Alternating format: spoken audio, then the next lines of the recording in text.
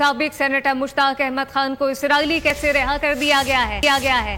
نائب وزیر اعظم اور وزیر خارجہ اسحاق ڈار نے ان کی رہائی کی تصدیق کر دی ہے، جبکہ عمان میں موجود پاکستانی سفارت خانہ ان کی جلد وطن واپسی کے لیے مکمل تعاون کر رہا ہے۔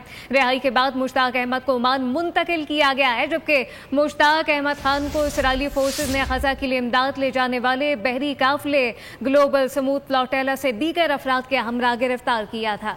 سابق سینیٹر مشتاق احمد کا کہنا ہے کہ ان پر بدترین تشدد کیا گیا ہے۔ اسرائیلی فوج نے ان پر کتے چھوڑے ہیں، تاہم 150 ساتھیوں کے ساتھ اردن پہنچ چکا ہوں۔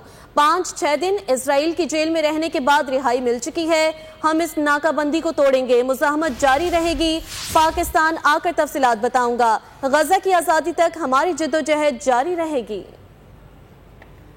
اپنے ایک ساتھیوں کے ساتھ اردن پہنچ چکا ہوں اور الحمدللہ 5-6 دن اسرائیل کے بدنام زمانہ نیگیو ڈیزرٹ جیل کے اندر رہنے کے بعد ہمیں رہائی مل چکی ہے۔ اس دوران ہمارے ہاتھوں میں ہتھکڑیاں ڈال کے پیچھے باندھی گئی، ہمارے پاؤں میں بیڑیاں اور زنجیریں ڈال دی گئی، ہمارے آنکھوں پر پٹیاں باندھی گئی، ہمارے اوپر کتے چھوڑے گئے، ہمارے اوپر گنز رکھی گئی اور ہمیں بدترین قسم کا ٹارچر کیا گیا۔ ہم نے 3 دن بھوک ہڑتال کی اپنے مطالبات کے لیے۔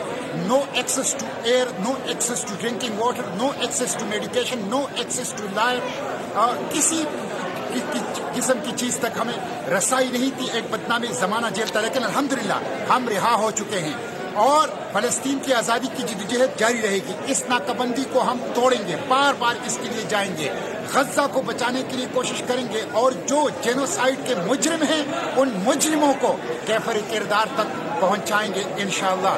پاکستان زندہ باد، فلسطین زندہ باد، پاک فلسطین دوستی پائندہ باد۔ سبسکرائب کریں اور بیل دبائیں تاکہ کوئی خبر رہ نہ جائے۔